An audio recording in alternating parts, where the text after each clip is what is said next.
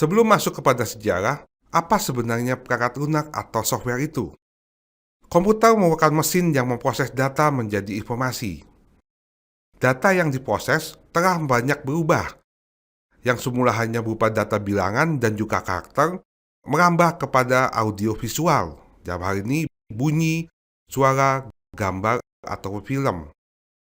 Komputer adalah salah satu solusi untuk meningkatkan hasil kerja dan juga memecahkan berbagai masalah. Salah satu fungsi di sini adalah perangkat lunak. Perangkat lunak menjadi pemroses data atau pemecah masalah dalam hal ini.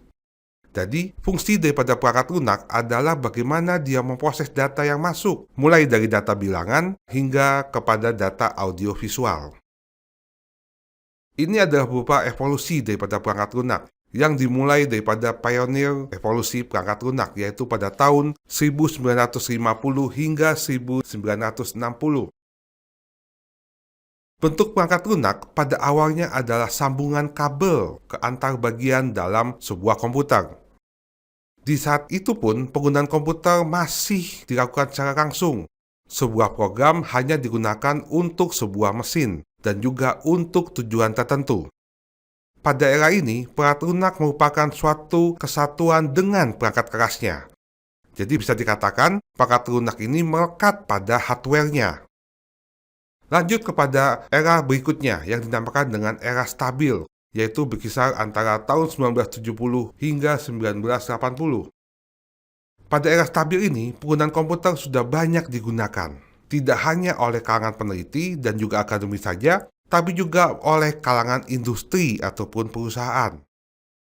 Baris-baris peringkat perangkat lunak sudah mulai dijalankan oleh komputer bukan lagi satu-satu, tapi sudah banyak proses yang dilakukan secara serempak atau dikatakan dengan multitasking.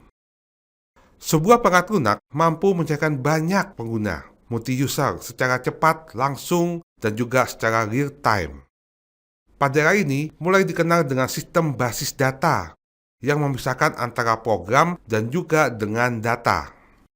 Evolusi berikutnya adalah evolusi mikro, yaitu pada tahun 80 hingga tahun 90.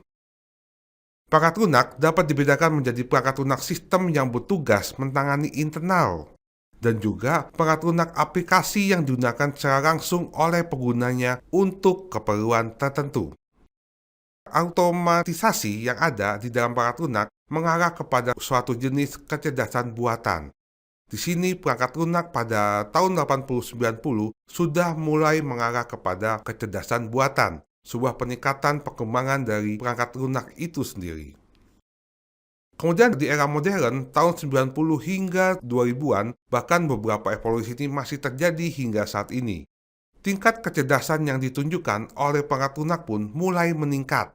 Selain mulai masalah teknis, perangkat lunak sekarang mulai bisa mengenal suara dan gambar, dan juga mulai mengembangkan kepada sistem desktop, teknologi objek, sistem pakar, pemrosesan paralel, dan juga kepada jaringan komputer. Ini ada beberapa klasifikasi daripada perangkat lunak. Perangkat lunak untuk sistem terbagi menjadi 3 hal, yaitu bahasa pemrograman, sistem operasi, dan juga utility. Sedangkan perangkat lunak untuk aplikasi itu terbagi juga menjadi 3 hal yang secara umum, yaitu untuk Office, multimedia, dan juga internet. Kita mulai dari bahasa pemrograman. Bahasa pemrograman terbagi menjadi beberapa generasi.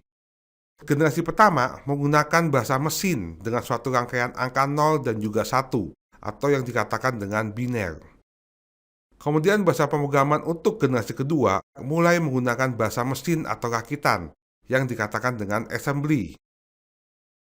Kemudian masuklah ke bahasa pemrograman generasi ketiga, yang orang bilang sudah lebih manusiawi lagi, yaitu menggunakan language translator dan juga compiler dan juga interpreter. Contohnya adalah BASIC, Pascal, Fortran, C, C++, dan juga COBOL. Kemudian masuk ke bahasa pemrograman generasi keempat, yaitu bahasa non-prosedural yang memungkinkan seorang programmer untuk memakai atau menginstruksikan komputer secara langsung, sehingga dia bisa dapat menginstruksikan komputer apa yang harus dilakukan dan juga bagaimana melakukannya. Contohnya adalah Oracle, Informix, Sybase, Access, dan juga bahasa query, yaitu Structured Query Language. Demikian adalah beberapa contoh daripada perangkat lunak yang ada dari dulu hingga saat ini.